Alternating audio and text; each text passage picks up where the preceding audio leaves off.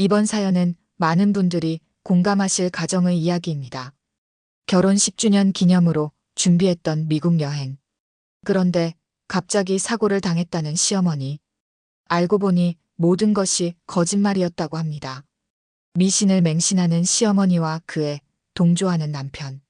한 여성이 겪고 있는 갈등을 들려드립니다. 이야기를 들으시고 여러분의 생각도 댓글로 꼭 남겨주세요. 여러분의 한마디가 누군가에게는 큰 위로가 됩니다. 영상이 기대된다면 구독과 좋아요, 그리고 알림 설정까지 부탁드립니다. 당신의 공감과 응원이 다음 이야기를 이어가는 큰 힘이 됩니다. 그럼 지금부터 이야기 시작합니다. 안녕하세요. 저는 올해 38, 두 아이를 키우고 있는 워킹맘입니다. 남편과는 결혼한 지 10년 되었고 9살 아들과 7살 딸, 이렇게 두 아이를 두고 있습니다. 작년 초까지만 해도 우리 가족은 참 행복했습니다. 물론 남편은 회사 일로 바쁘고 저도 직장과 육아를 병행하느라 정신없는 나날을 보냈지만 그래도 서로 의지하며 잘 지내왔어요. 그런데 지금은 매일 아침 눈을 뜨면 오늘도 이 집에서 살아야 하나라는 생각부터 들어요. 모든 변화는 지난해 10월부터 시작됐어요. 결혼 10주년을 맞아 남편과 함께 미국 여행을 계획했거든요. 그동안 아이들 키우고 일하느라 둘만의 시간을 가져본 적이 거의 없었어요. 처음으로 친정 부모님께 아이들을 맡기고 둘이서만 떠나는 여행이었죠. 남편도 처음엔 정말 좋아했어요. 함께 여행지를 고르고 숙소를 검색하고 가고 싶은 곳들을 리스트업하면서 오랜만에 데이트하던 시절처럼 설레었죠. 점심시간에 카페에 앉아 여행 계획을 세우던 그때가 마지막 행복한 순간이었던 것 같아요. 여보, LA에서 렌트카로 이동하는 건 어때? 좋지. 드라이브 하면서 해변도 볼 수 있잖아.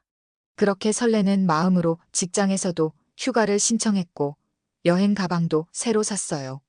심지어 10년 만에 머리도 짧게 잘랐죠. 변화가 필요하다고 느꼈거든요. 우리 시어머니는 평소에 정말 착하신 분이에요. 제가 아플 때면 직접 보약을 지어 가져다 주시고 아이들 돌봐주시는 것도 마다하지 않으셨어요. 명절 때면 제가 좋아하는 잡채를 특별히 더 만들어 주시고 제 생일엔 항상 손수 뜨신 목도리나 수면 양말 같은 선물을 준비하셨죠. 다만 한 가지, 미신을 너무 믿으세요. 오늘은 손 없는 날이니 이사하면 안 된다. 이사는 삼재가 풀린 뒤에 해야 한다. 혼례 날짜는 사주에 맞춰야 한다. 뭐 이런 말씀들을 자주 하셨어요. 처음엔 저도 당황했지만 나이 드신 분들은 그럴 수 있다고 생각하며 웃어넘겼어요.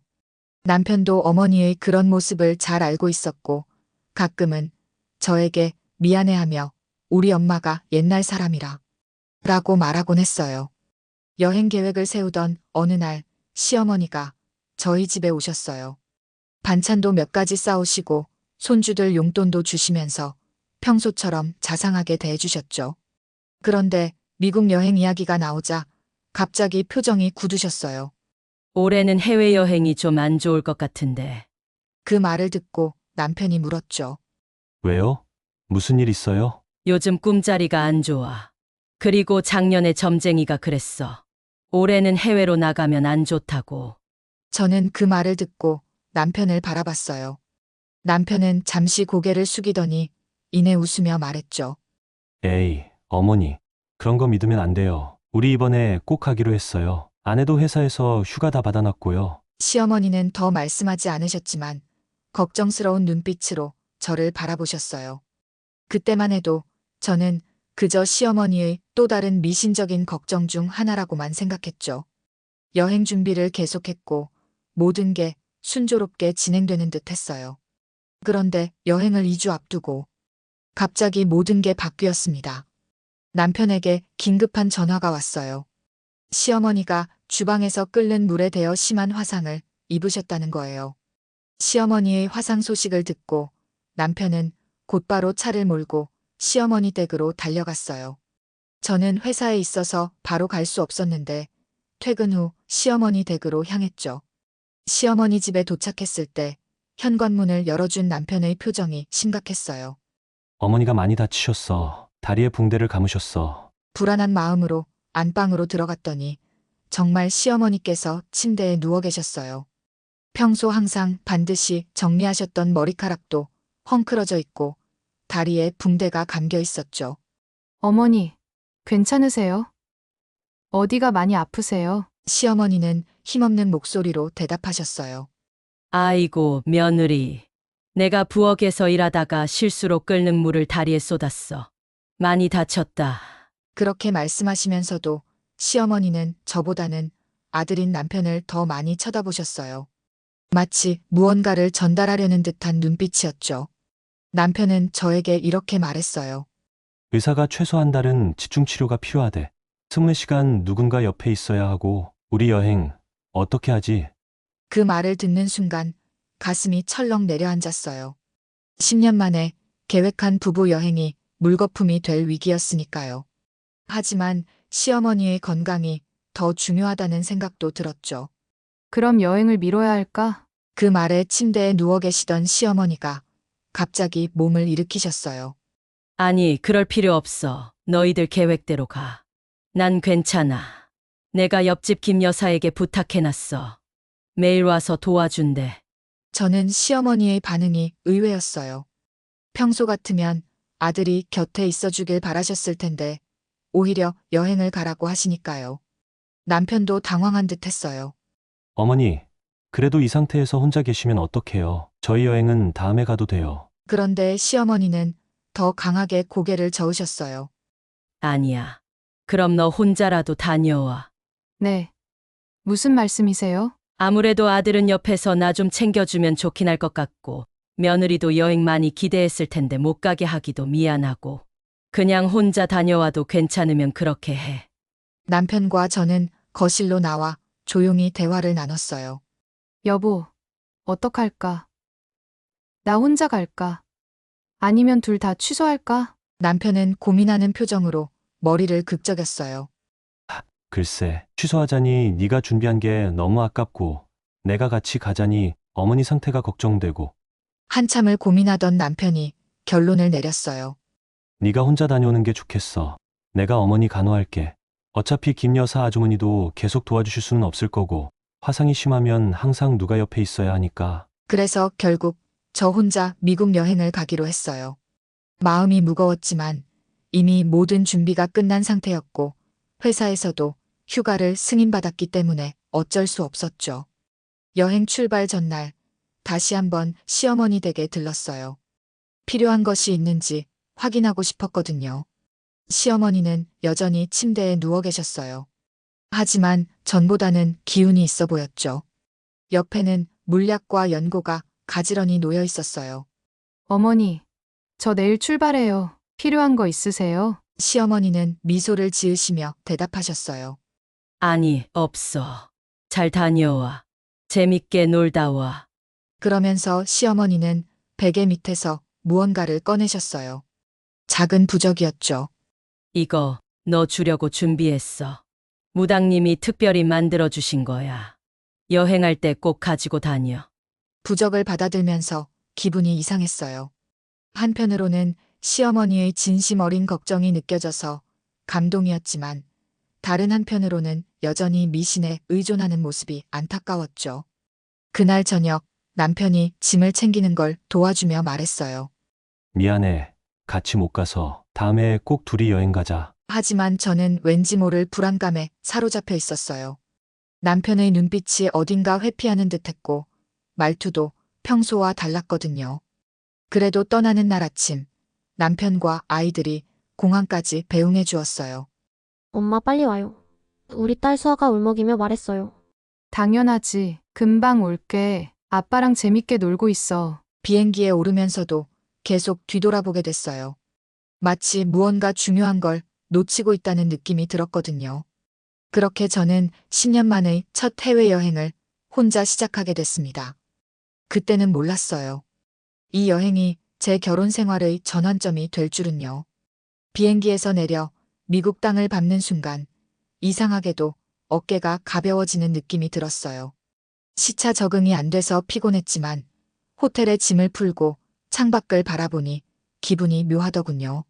남편과 함께였다면 더 좋았겠지만 그래도 혼자만의 시간을 오랜만에 갖게 된다는 생각에 묘한 설렘도 느꼈습니다. 첫날은 시차 적응으로 일찍 잠들었어요. 다음 날 아침 눈을 뜨자마자 아이들과 남편이 걱정되어 영상통화를 걸었습니다.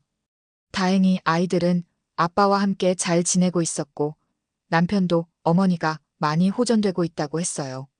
어머니는 어떠세요? 많이 좋아지셨어. 아직 붕대는 그대로지만 기운이 나셔서 오늘은 거실까지 나오셨어. 통화를 끝내고 여행 일정을 시작했어요.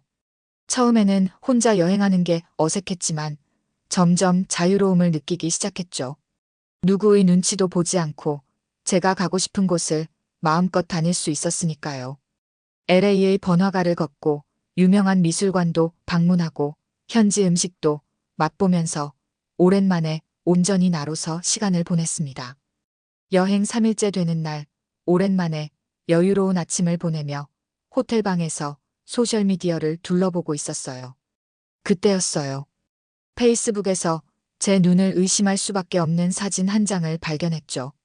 우리 동네 과일가게 사장님이 올린 사진 속에 시어머니가 있었어요. 시장에서 과일을 고르고 계시는 모습이었는데 활기차게 웃고 계셨고 건강해 보였어요. 붕대는커녕 반바지를 입고 계셨죠. 사진에 달린 날짜를 확인해 보니 제가 방문했던 다음 날이었어요. 제가 병문안 간 바로 다음 날에 시어머니는 멀쩡히 시장을 보고 계셨다는 거죠. 심장이 미친 듯이 뛰기 시작했어요. 손이 떨려서 휴대폰도 제대로 잡을 수 없었습니다. 머릿속이 하얘지면서 그동안의 의심과 불안감이 한꺼번에 밀려왔어요. 시어머니의 어색한 행동, 남편의 회피하는 눈빛, 화상 부위를 보여주지 않으려던 이유, 모든 것이 들어맞았습니다. 거짓말이었어? 이 모든 게 다 거짓말이었다고? 충격과 배신감에 한동안 아무것도 할 수 없었어요. 호텔 침대에 멍하니 앉아 그 사진을 계속 들여다봤죠. 혹시 다른 날짜의 사진이 잘못 올라간 건 아닐까 의심도 해봤지만 댓글에는 분명 어제 우리 동네 시장에서라고 적혀 있었어요. 용기를 내어 시어머니 옆집에 사시는 김 여사님께 전화를 걸었습니다. 평소 시어머니와 친하게 지내는 분이었고 남편이 시어머니 간호를 도와준다던 바로 그분이었죠. 아주머니, 안녕하세요. 저 민지예요. 시어머니는 어떠세요? 화상이 많이 나아지고 계신가요? 전화기 너머로 김 여사님의 당황한 목소리가 들려왔어요. 화상이요? 어머님이 화상을 입으셨다고요? 언제요? 네. 지난주에 끓는 물에 데어서 심하게 화상을 입으셨다고. 아니에요. 그런 일 없었어요. 어머님, 멀쩡하세요. 오늘도 아침 일찍 전 보러 가신다고 나가시던데. 그 말을 듣는 순간 제 온몸에 한기가 느껴졌어요. 10년간의 결혼 생활 동안 쌓아온 신뢰가 한순간에 무너지는 느낌이었습니다. 김 여사님은 계속 말씀하셨어요. 어머님, 요즘 무당집에 자주 가세요. 아들 걱정 때문에 그러시는 것 같던데. 더 이상 듣고 있을 수가 없었어요. 겨우 감사하다는 말을 하고 전화를 끊었습니다. 손가락이 떨려서 남편에게 전화를 걸기까지 몇 번이나 실수를 했어요. 마침내 연결된 통화에서 남편의 목소리가 들렸습니다. 여보, 잘 지내? 그 태연한 목소리에 분노가 치밀어 올랐습니다. 화상은 거짓말이었지. 순간 전화기 너머로 침묵이 흘렀어요. 그 침묵이 모든 것을 말해주었죠. 도대체 무슨 소리야? 남편이 당황한 목소리로 물었지만 이미 그의 목소리에서 동요가 느껴졌어요.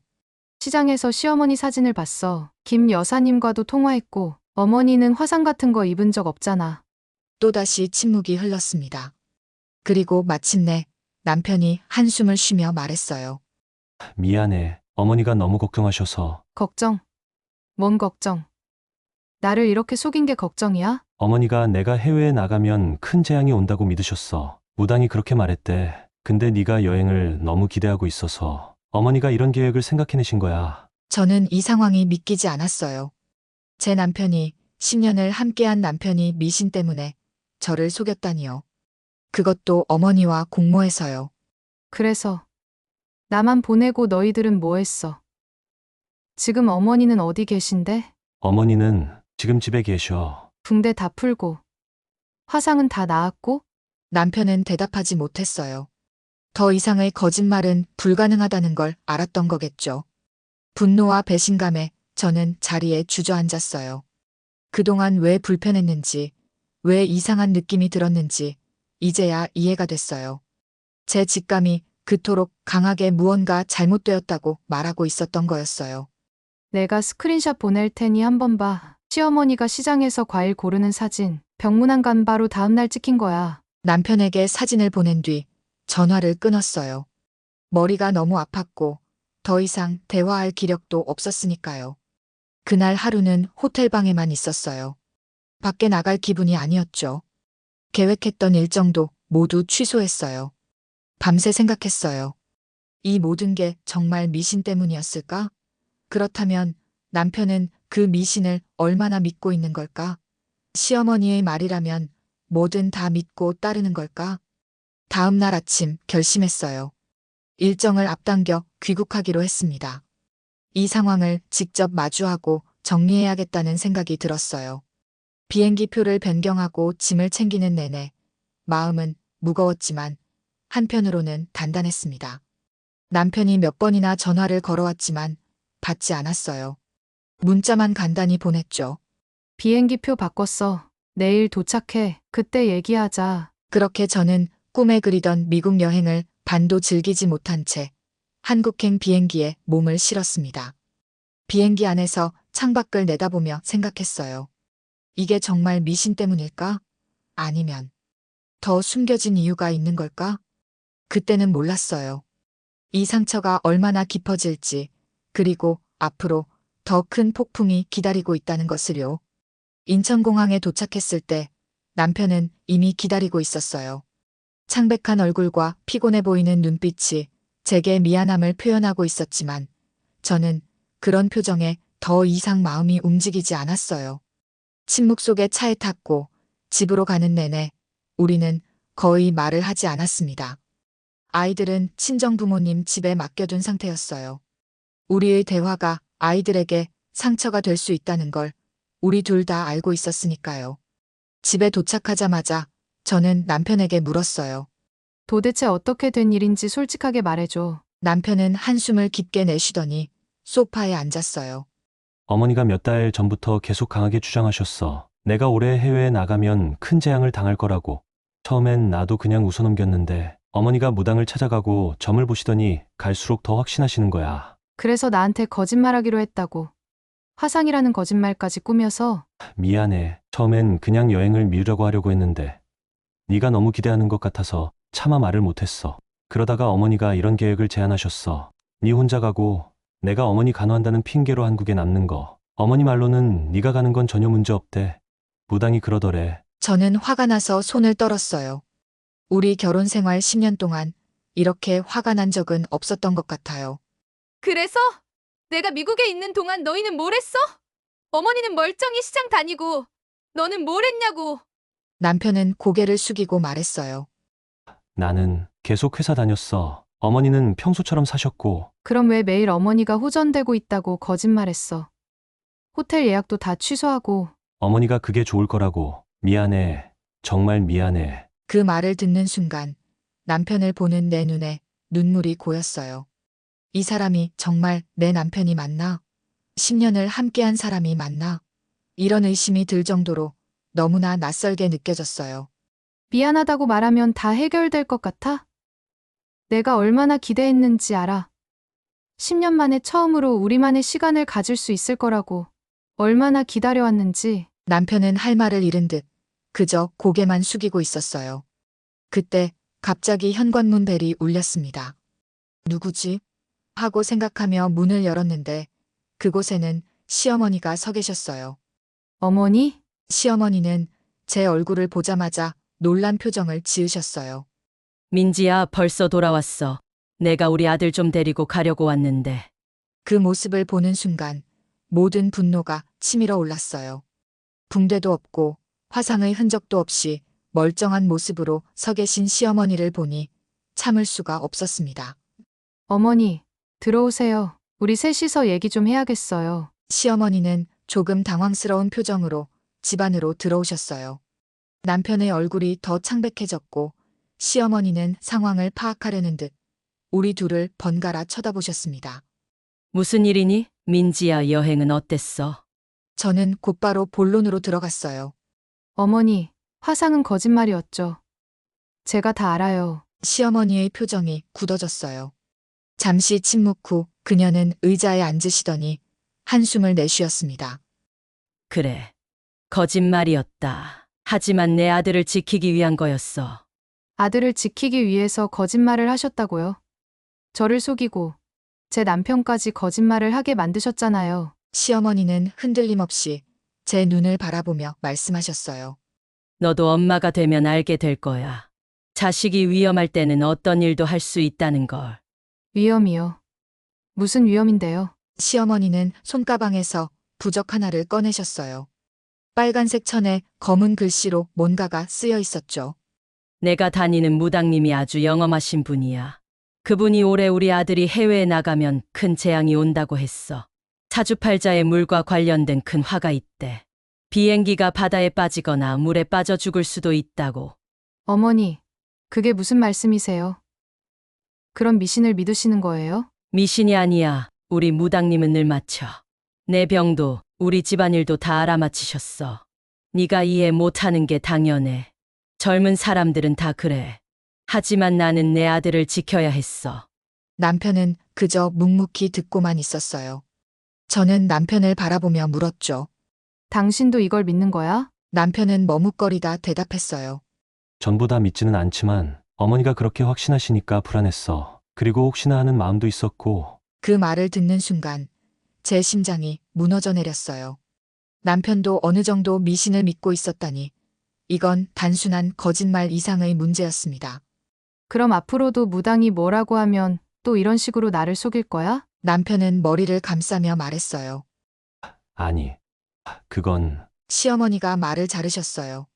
민지야, 내가 너무 과민하게 반응하는 거 아니니? 결국 너도 안전하게 다녀왔잖아. 우리는 다 너희 부부의 행복을 위해서 한 거야.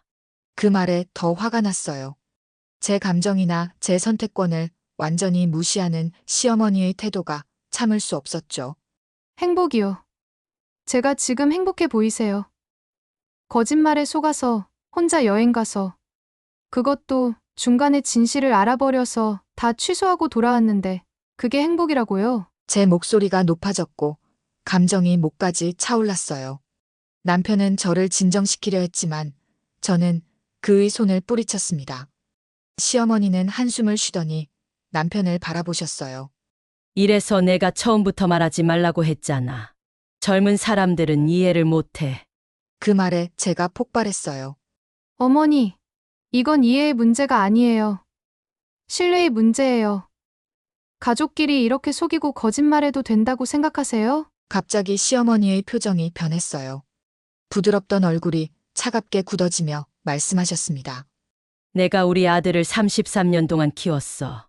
내 아들에게 무슨 일이 생기는지, 무엇이 필요한지는 내가 더 잘 알아. 그 말을 듣는 순간 남편과 저 사이의 관계가 갑자기 분명해졌어요. 결혼 10년 동안 제가 경쟁하고 있었던 건 시어머니였던 거죠. 그리고 그 경쟁에서 남편은 이미 편을 정한 상태였습니다. 여보, 뭐라고 좀 말해봐. 당신은 어떻게 생각해? 제 질문에 남편은 어색하게 웃으며 중간에서 타협점을 찾으려 했어요.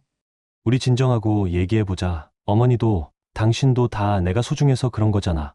이제 와서 고작 이걸 가지고 싸우는 건 고작 이걸 가지고 싸운다고? 이게 그냥 사소한 문제야. 당신은 지금도 문제의 심각성을 모르는 거야? 남편은 더욱 당황한 듯 말을 더듬었어요. 그게 아니라 그냥 이제 와서 어쩔 수 없잖아. 이미 지나간 일인데. 시어머니가 다시 말을 이어받으셨어요. 그래, 민지야. 이제 다 지나간 일이야. 내가 무사히 돌아왔으니 됐지. 이젠 앞으로 우리 가족이 행복하게 지내는 방법을 생각해보자. 그 말을 듣는 순간 저는 냉정해졌어요. 이건 단순한 오해가 아니라 가치관의 근본적인 차이였습니다. 그리고 제 남편은 분명히 어머니 편에 서 있었어요. 저는 잠시 생각할 시간이 필요해요. 남편이 걱정스러운 눈으로 물었어요. 무슨 말이야? 어디 가려고? 친정에 좀 다녀올게요. 아이들도 내가 데리고 있을게. 이대로는 도저히 같이 있을 수가 없어. 시어머니가 갑자기 목소리를 높이셨어요.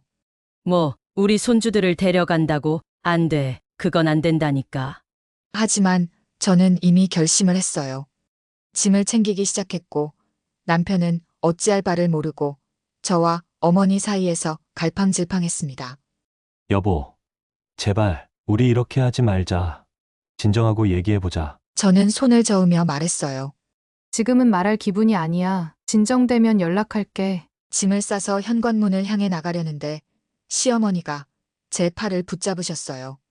저는 고개를 저으며 말했어요. 어머니, 저도 이러고 싶지 않아요. 하지만 이대로는 안 돼요. 생각할 시간이 필요해요. 그렇게 저는 친정으로 향했습니다. 가는 내내 눈물이 멈추지 않았어요. 10년간의 결혼 생활이 이렇게 흔들릴 줄은 상상도 못했으니까요. 그리고 그때는 몰랐어요. 이것은 시작에 불과하다는 것을, 그리고 더 큰 충격이 기다리고 있다는 것을요. 친정에 온 지 일주일이 지났어요. 처음 이틀은 밤낮으로 울기만 했죠. 10년의 결혼 생활이 이렇게 흔들릴 수 있다는 것이 믿기지 않았어요. 친정 부모님은 제게 아무것도 묻지 않고 그저 곁에서 지켜봐 주셨어요. 아이들은 엄마가 갑자기 슬퍼하는 이유를 이해하지 못한 채 할머니 할아버지 집에서 지내는 것을 신기해하며 적응해 갔습니다. 남편은 하루에도 수십 번씩 전화와 문자를 보냈어요. 언제 돌아올 거야? 아이들 학교는 어떡할 거야? 제발 대화라도 하자. 하지만 저는 제 마음이 정리될 때까지 기다려달라고만 했어요. 아직은 남편을 마주할 자신이 없었거든요. 그런데 일주일째 되던 날 예상치 못한 방문객이 찾아왔어요. 시어머니였습니다. 친정어머니가 놀란 표정으로 저를 불렀어요. 민지야, 사돈 오셨단다. 저는 마음의 준비도 안 된 상태에서 시어머니를 마주해야 했어요. 거실로 나가자 시어머니는 의외로 편안한 표정으로 앉아 계셨습니다. 민지야, 잘 지냈니? 마치 아무 일도 없었던 것처럼 말씀하시는 모습에 당황스러웠어요. 네, 어머니. 갑자기 어쩐 일이세요? 시어머니는 웃으시며 말씀하셨어요. 아이고, 며느리가 이렇게 나가 있으니 집안이 어떻게 되겠어. 우리 아들은 밥도 제대로 못 챙겨 먹고 옷도 산더미처럼 쌓여 있고. 이제 그만 들어와. 우리 손주들도 학교 가야지. 그 말을 듣는 순간 답답함이 밀려왔어요. 시어머니는 지난번 일에 대해 전혀 반성하는 기색이 없었거든요. 어머니, 제가 나온 이유는 단순히 집안일 때문이 아니잖아요. 지난번 일로 제 마음이 많이 상했다고요. 시어머니는 한숨을 쉬셨어요. 아이고, 그런 작은 일에 그렇게 마음 상해? 그리고 그건 다 지나간 일이야. 이제 잊고 화해하자. 저는 믿을 수 없었어요. 제 감정을 완전히 무시하는 태도였으니까요. 작은 일이요? 저와 남편 사이에 거짓말을 하게 만드셨잖아요. 그리고 그건 지나간 일이 아니에요. 아직도 제 마음엔 큰 상처로 남아있어요. 시어머니의 표정이 점점 굳어졌어요. 그리고는 주변을 둘러보시더니 친정 부모님이 보이지 않자 목소리를 낮추셨어요. 이봐, 민지. 너무 예민하게 굴지 마. 내가 오늘은 너한테 더 중요한 얘기가 있어서 왔어. 더 중요한 얘기요? 시어머니는 가방에서 작은 부적 하나를 꺼내셨어요. 지난번과는 다른 모양이었죠. 내가 며칠 전에 무당님을 다시 찾아갔어. 우리 아들 운세를 더 자세히 봐달라고 했지. 그랬더니 시어머니는 주변을 다시 한번 살피더니 더 작은 목소리로 말을 이었어요. 무당님이 중요한 얘기를 해주셨어. 우리 아들이 내년까지 셋째를 낳지 않으면 43세에 큰 병을 얻게 된대. 생명이 위험할 수도 있대. 순간 귀를 의심했어요. 셋째라고요? 저희는 9살, 7살 두 아이를 키우고 있는데 갑자기 셋째 이야기를 꺼내다니요. 어머니, 지금 무슨 말씀을 하시는 거예요? 내 말 못 알아들었어. 너희가 셋째를 가져야 한다고. 내년까지. 그래야 우리 아들이 살 수 있대. 저는 황당함을 넘어 화가 치밀어 올랐어요. 어머니, 저는 지금 경력이 중요한 시기예요. 부장 승진을 앞두고 있고 더 이상 아이를 가질 계획이 없어요. 두 아이도 이제 초등학생이고 시어머니의 표정이 확 변했어요. 뭐, 경력. 네 경력이 우리 아들 목숨보다 중요하다는 거야?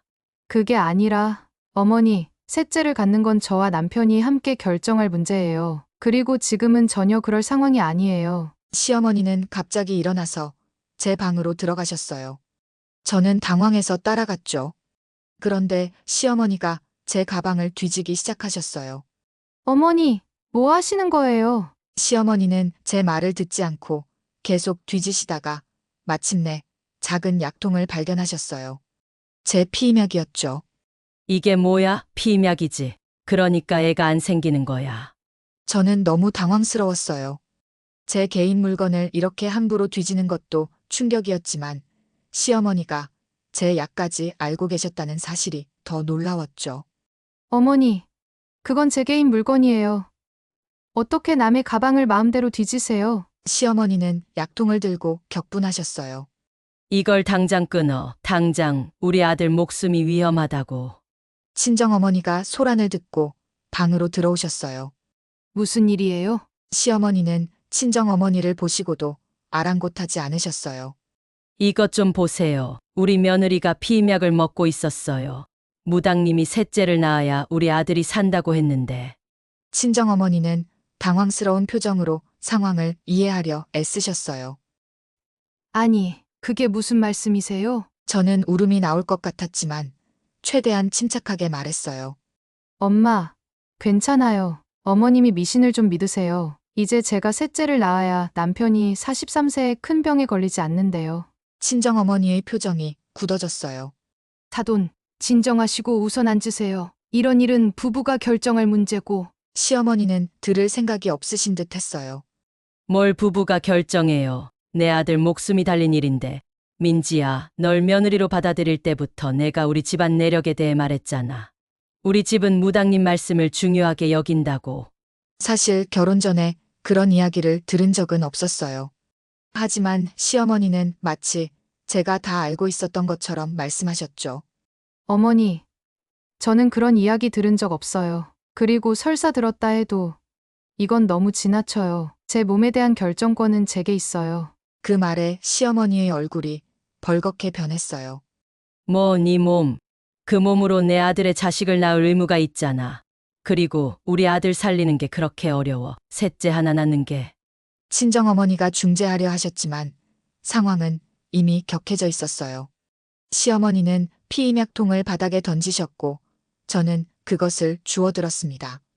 어머니, 제발 진정하세요. 이건 미신이에요. 현실적으로 생각해봐요. 저는 지금 38살이고 회사에서도 중요한 시기에 있어요. 두 아이도 키우고 있고 지금 셋째를 가진다는 건 말이 안 돼요. 그러자 시어머니가 말씀하셨어요. 그래? 그럼 내 아들이 죽어도 괜찮다는 거지? 제 심장이 얼어붙는 것 같았어요. 이런 극단적인 선택을 강요받는 상황이 믿기지 않았습니다. 어머니, 그런 식으로 몰아붙이지 마세요. 남편이 건강하게 살 수 있는 방법은 많아요. 정기적인 검진을 받고 건강한 생활 습관을 유지하고. 시어머니는 고개를 가로저으며 말했어요. 그런 건 다 소용없어. 무당님이 그러셨어. 유일한 방법은 셋째를 낳는 거라고. 이제 저는 더 이상 참을 수 없었어요. 이 상황에서는 어떤 논리적인 대화도 불가능하다는 걸 깨달았습니다. 어머니, 죄송하지만 저는 그런 이유로 셋째를 가질 수 없어요. 그리고 이 문제는 남편과 제가 결정할 일이에요. 시어머니는 분노에 차서 말씀하셨어요. 좋아. 그럼 우리 아들과 이혼해. 내가 우리 아들에게 다른 여자를 소개해 줄게. 우리 아들 살릴 여자를. 그 말을 듣는 순간 그동안 참았던 눈물이 쏟아졌어요. 10년의 결혼 생활이 이렇게 쉽게 부정당하다니요. 시어머니에게 제가 그저 아들을 위한 도구에 불과하다는 사실이 뼈저리게 느껴졌어요. 친정어머니가 더는 참지 못하고 말씀하셨어요.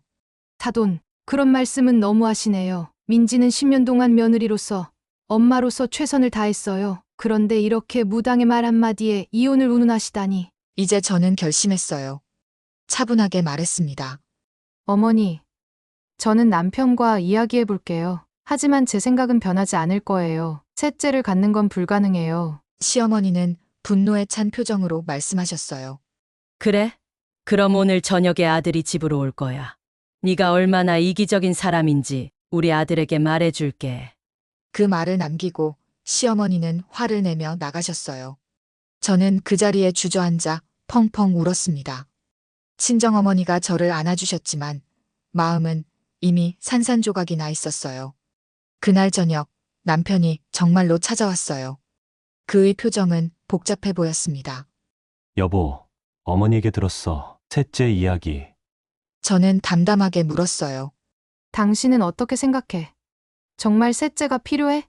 아니면 미신 때문에? 남편은 고개를 숙이고 한참을 생각하더니 말했어요. 솔직히 나도 혼란스러워. 어머니 말이 완전히 틀렸다고 할 수는 없어. 우리 집안엔 그런 일이 있었거든.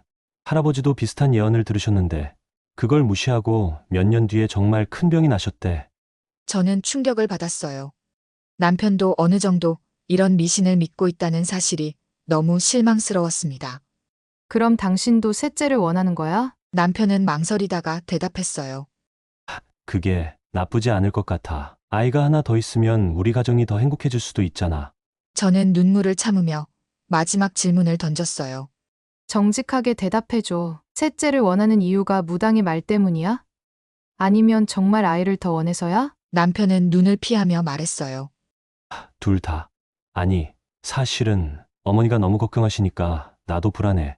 그 순간 모든 것이 명확해졌어요. 저와 남편 사이의 결정에도 시어머니의 영향력이 절대적이었던 거죠. 그것도 미신이라는 비합리적인 이유로요. 여보, 나는 이렇게는 못 살겠어. 당신이 선택해야 할 것 같아. 미신과 시어머니, 아니면 나. 남편은 당황한 표정으로 말했어요. 왜 꼭 그렇게 극단적으로 생각해? 우리 모두가 잘 지낼 수 있는 방법이 있을 거야. 어떤 방법인데? 내가 셋째를 갖는 거. 내 경력을 포기하고 38살에 다시 임신과 출산의 고통을 겪으라고. 그것도 무당의 말 때문에. 남편은 답을 하지 못했어요. 저는 결심했습니다. 당신이 선택할 시간을 줄게. 하지만 나는 내 결정을 바꾸지 않을 거야. 셋째는 없어. 그렇게 남편을 돌려보냈어요. 저는 밤새 잠을 이루지 못했습니다. 10년의 결혼 생활이 이런 식으로 끝날 수도 있다는 생각에 가슴이 찢어지는 것 같았어요. 그리고 다음 날 아침 예상치 못한 전화가 걸려왔습니다. 남편의 목소리가 떨리고 있었어요. 여보, 결정했어. 남편의 떨리는 목소리에 저는 숨을 참았어요.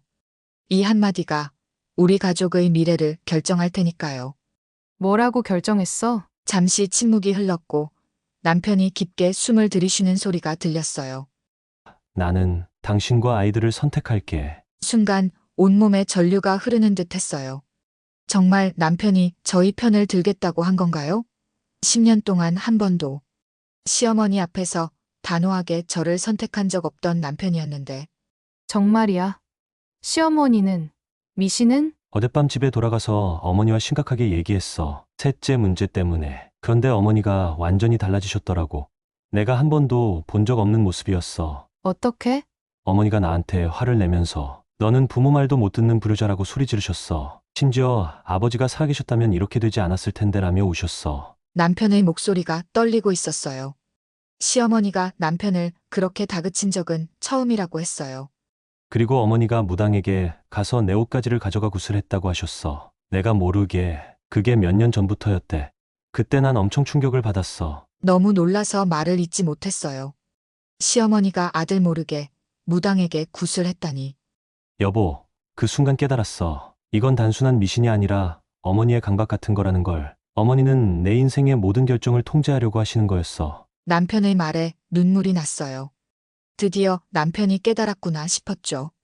어머니께 말씀드렸어. 더 이상은 안 된다고. 나와 당신, 그리고 우리 아이들이 행복하게 살 권리가 있다고. 셋째는 우리가 원할 때 가질 문제이지 무당의 말 때문에 결정할 일이 아니라고.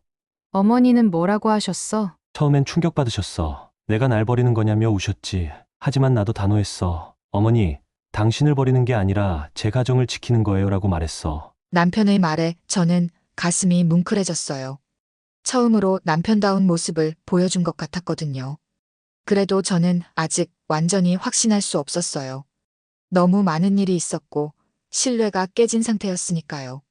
여보, 나도 우리 가족이 다시 함께 했으면 좋겠어. 하지만 조금 시간이 필요해. 나도, 아이들도 적응할 시간이. 이해해. 당신이 준비될 때까지 기다릴게. 하지만 한 가지만 약속해줘. 정말로 우리 다시 시작할 수 있다고 믿어줘. 저는 잠시 생각했어요. 정말 다시 시작할 수 있을까? 남편을 다시 신뢰할 수 있을까? 노력해 볼게요. 천천히, 조금씩. 일주일 후, 저는 아이들과 함께 집으로 돌아갔어요. 처음에는 어색했지만 남편은 정말 변하려고 노력하는 모습을 보여줬어요. 퇴근 후에는 아이들과 더 많은 시간을 보내고 집안일도 적극적으로 도우려고 했죠. 무엇보다 시어머니에 관한 얘기는 일절 꺼내지 않았어요. 한 달 정도 지났을 때 남편이 조심스럽게 말을 꺼냈어요.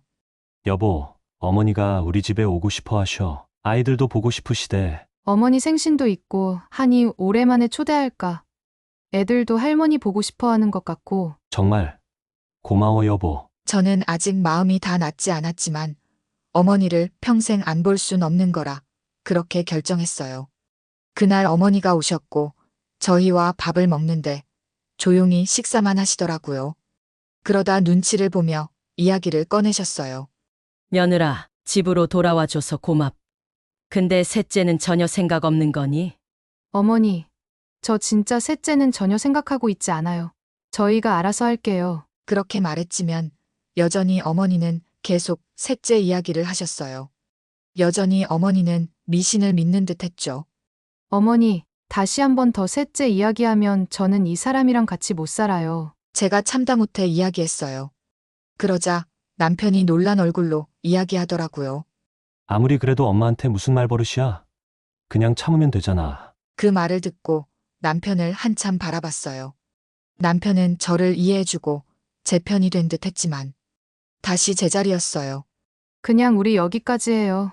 더 이상 이 집에서 못 살겠어. 남편이 눈이 동그래졌지만 개의치 않고 계속 말했어요.